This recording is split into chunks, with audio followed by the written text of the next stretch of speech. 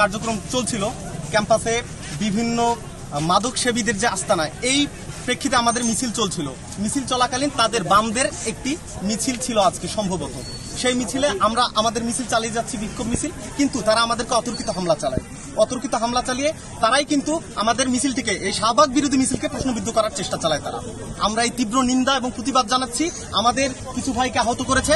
আমরা প্রশাসনের কাছে দাবি করছি এর বিচার দ্রুত সুনিশ্চিত করতে হবে। কর্মসূচি করতেছিলেন, ইতিমধ্যে অতর্কিতভাবে আমাদের উপর হামলা করা, আমাদের কয়েকটা ভাইকে আহত করা হয়।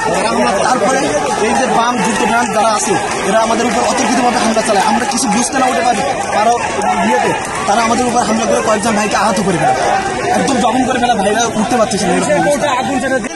আমার ভাইদের তারা আমাদের উপর কত হামলা করছে, আমরা কিছু অস্ত্র নিয়ে আসছে,